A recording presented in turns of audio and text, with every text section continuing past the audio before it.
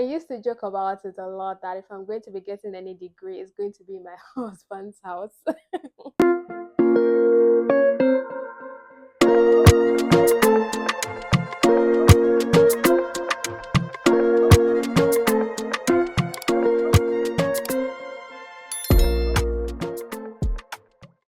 Hi, lovables. Welcome to my corner of YouTube. My name is Olubukola, and this is the digital diary where I spill the real tea on my life as an international student in the United States, where I share tips, guides, and insider gems that can also help you if you're aspiring to come study abroad, with a sprinkle of everything in between.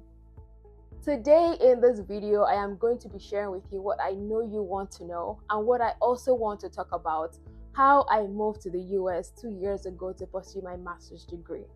As I said in my intro video, I finished that degree and I'm currently doing another one. So I guess it's safe to say that now I can talk about how you can also successfully move to the United States to come and study. The journey actually started in 2022 when I was seeing a lot of people like move abroad to go study. Even though I used to joke about it that time that if I'm going to be getting any degree, it's going to be in my husband's house. I'm going to be getting a degree in my husband's house. But when I kept seeing people move abroad to go pursue a master's degree or PhD, I had to reconsider. I thought about it like, okay, maybe this is something that I should do as well, right? And then a friend of mine who moved to the United Kingdom reached out to me and told me about the whole process. And I was like, maybe this is something I should also consider. So I started looking into like schools that offer the program that I wanted to study. Although I started the process with applying to a school in the UK and I was offered admission. So I felt if I'm able to get admission to go study in the UK, then I can as well try United States, which has always been like a long age dream for me, to go to the US to obtain a degree and all that. So I thought about it, and my admission to the UK kind of like inspired and motivated me to apply to schools in the US. So how did I start the process? I started by looking at schools that offer the program that I wanted to study. The first thing you have to do is firstly be convinced that that is something you want to do, because the process can be stretching, it can be overwhelming, especially if you start receiving like rejections, when you start getting like admission without funding. It could be really overwhelming, it could be tiring. So you really need to be convinced that that is a process you want to go through. So that was how I started. I decided to look at schools that offer the program that I wanted to study, which was communications and media, or anything around branding and communications. So I started looking at schools that offered the program, and then I started making a list of the requirements that the school wanted for me to complete my application.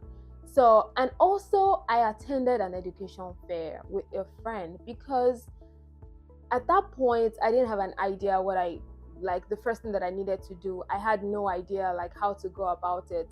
So I needed to get information first, even though the information that I got at that time was not sufficient enough for what I really wanted to do, but at least it gave me a head start.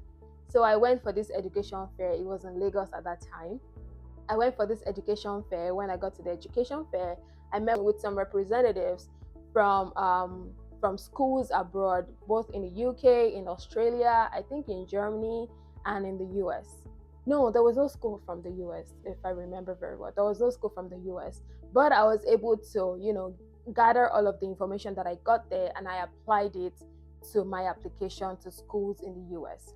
So I started applying. There were sleepless nights. There were nights that, especially because of the time difference, and because I would need to have a meeting with, some of the professors, some program coordinators and all that. So I would have sleepless nights. I would try to pull my documents together. All of this process was still in 2022. In fact, the collection of my international passport was stressful enough. I think I need to stress that. It was stressful enough that I almost gave up at the point like, I'm not going to do this anymore. But eventually I got my international passport, and then I took the whole process seriously. So I started applying to schools.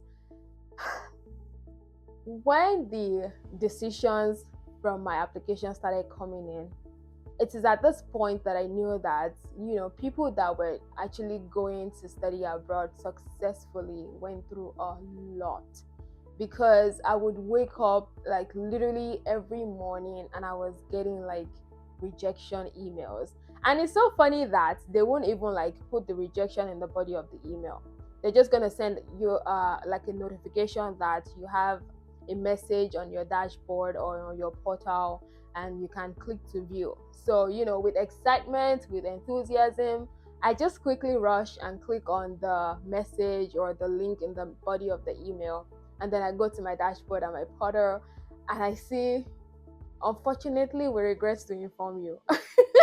I was like, so this is how stressful, this is how overwhelming, this is how heartbreaking this process is. But I kept on going. I kept on going. I continued. Anytime I get like a rejection, I try to look for another school that has free application, and then I apply to. The truth is, I did pay like application fees to some schools. I tried to waive application fee to some schools, and I also paid application fee to some schools. So the whole process is like, combined. You cannot get, you will either get one thing or the other. You cannot eat all of your cake and have it.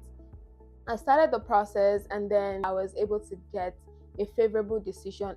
All you need is just one yes, honestly.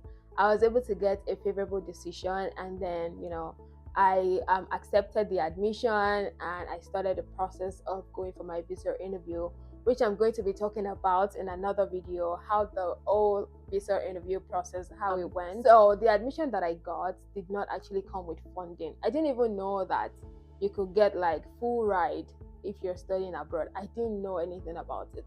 I just knew that, once you apply to schools and you get your admission, you just have to, proceed, go for your visa, get your visa, and travel. That was all I had in my head. Until I started talking to people after I got the admission, and I wanted to understand the process of getting my visa approved. And people started telling me, your visa is going to be rejected because you don't have funding, your cost of attendance is high, blah, blah, blah, blah, blah, blah. I was like, it's bad enough that I got so many rejections from my applications, to schools. Now I have to deal with the fact that my visa can be rejected because I don't have funding.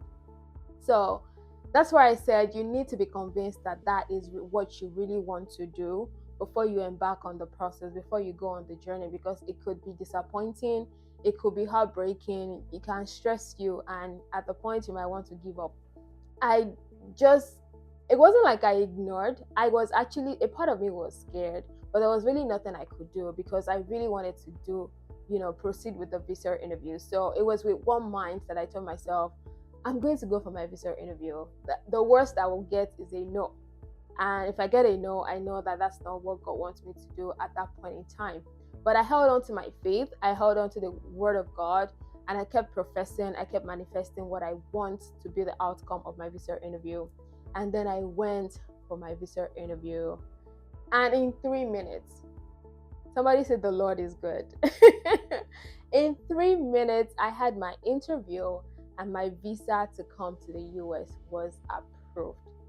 So I'm going to be debunking like a myth that a lot of people have been hearing or have been saying to other people, that if you don't have funding, you will never get your visa, or your visa approval is dependent on the status of your funding. I'm going to be debunking that myth, that your visa approval has nothing, absolutely nothing to do with your funding status.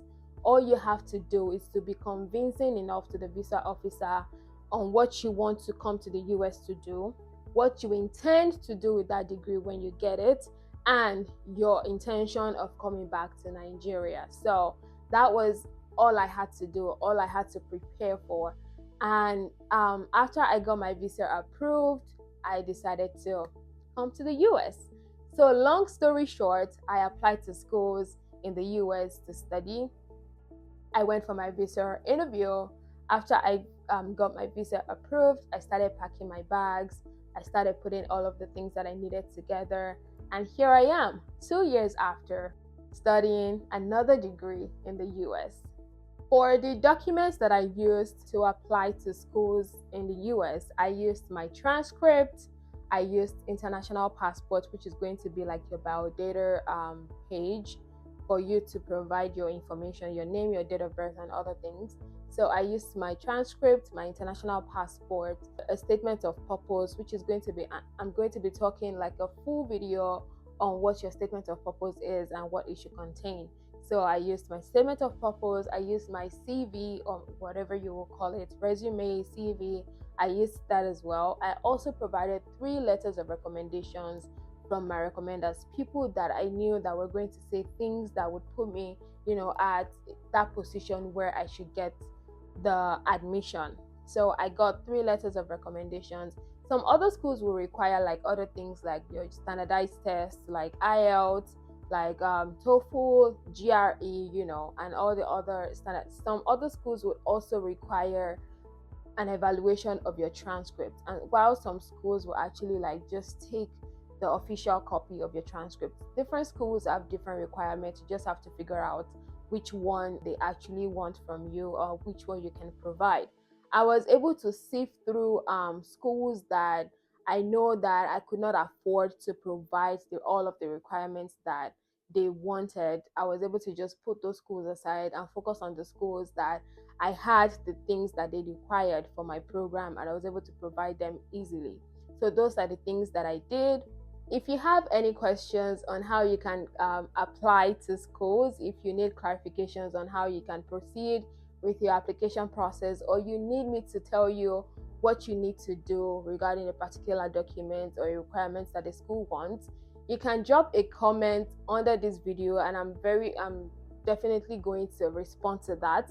Please give this video a thumbs up if it helped you, and also hit the subscribe button below. Turn on your post notifications so you get notified every single time that I post. I'm going to be dropping a video every week, and I'm going to be telling you so many things that I've learned so far and other things that can also help you if you're aspiring to come study abroad. Until I see you in my next video, sayonara.